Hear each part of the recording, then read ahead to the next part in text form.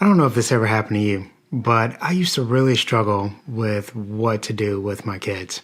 And this is what I mean. Like, I could be in the house, they're in the house, I hear them playing, and I think to myself, I should really be spending time with the kids. But, they're playing with Legos or something, and I don't really feel like playing with Legos. Like, let's just be real. It's not really what I want to do all the time. So I started thinking, I need something that would be fun for them, fun for me, interesting, something we could look forward to and desire to do together. But I also don't want to have to think about it. Like, I don't want to have to pull them away from what they're enjoying and then try to figure out what to do that we can all enjoy. But then I sort of had an epiphany where I started thinking, like, we have these family traditions, like, Thanksgiving and family gets together, or Christmas or whatever. And with a family tradition, you don't really have to think about it. I mean, there's a lot of stuff to do. Maybe you're preparing food, you put up special whatever, and you have things that you do. But you don't really have to think about it. It just sort of happens. You just do it because it's a tradition. You do it the same way every time, at least approximately. So it's like, well, I don't want to do something once a year.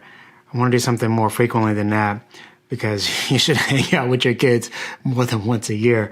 And I also want to remove the struggle for me, just totally revealing myself here, being as transparent as I can. I don't want to have to think about it all the time. Sometimes I just want to do it and just know this is what I'm supposed to do next, like something on my calendar, and I'm committed to it. Because to me, fatherhood should be intentional. That's kind of a theme I hope will come through on this channel. I sat down with the kids at dinner one night and I just told them, I said, I want us to do something regularly together. Like, I want to develop a family tradition. And it's like, oh, like the holidays, blah, blah, blah. It's like, no, like every month we do something together. I don't want it to be hard or anything that requires a lot of planning, but it's going to be our thing. And we do this every month.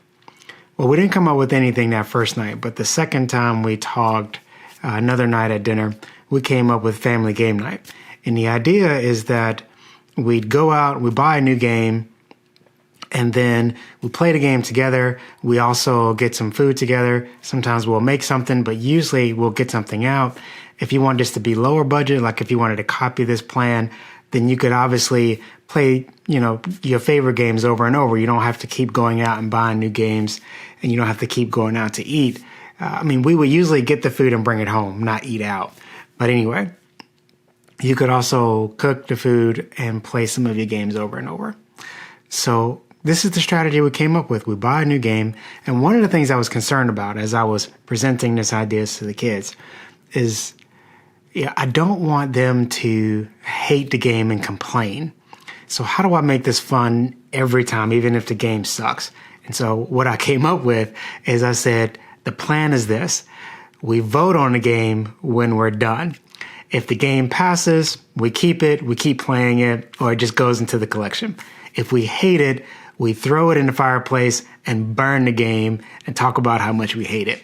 And all the kids were on board with this. They love the idea because the whole point is just that it's a win-win. If you hate the game, we had a good time. If you love the game, we had a good time. That's the plan. So I'm hoping that this has inspired some kind of idea for you. I'm trying to help you come up with something. This is a problem that was an issue for me, and maybe it solves a problem for you. So before I turned the camera on, I walked upstairs and grabbed some of the games that the kids always ask to play over and over because we have a few favorites. So believe it or not, Uno is pretty high on the list when we're sort of in a hurry, just want to play something real quick together.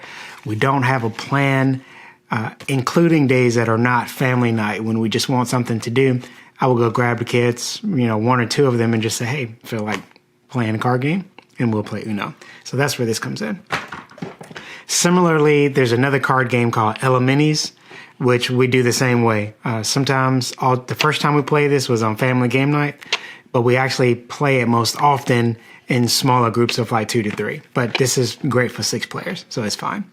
Which is one of the complications that we have because there are 4 kids, there's 6 of us, and so we're limited on some of the games we can choose. But all of these games are good for 6 players, and in some cases more. All right, cash and guns. Top favorite, it sounds kind of like maybe something you'd want to avoid, but it's foam guns. The kids love playing it. We enjoy it. And this is one that gets requested on a somewhat regular basis. So you might want to check that out. I'll just put links in the description for all of these. Throw Burrito is popular with the younger kids because it involves you literally running around the house and throwing burritos at each other. There's other elements to the game, but it's a lot of fun. And yeah, we enjoy it. By far the most popular in this house is Monopoly. And the only time we dodge this one is when we don't have much time, because Monopoly obviously takes a long time to play. All right, I think I reached my goal. I wanted you to think about fatherhood today, and I think I've done that. So go find you a family tradition and get this thing started, man.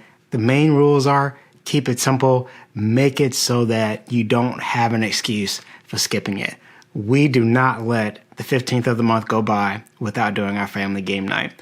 Every once in a while, we've moved it one day forward or back, and that's the biggest exception we've allowed. All right, go be a dad.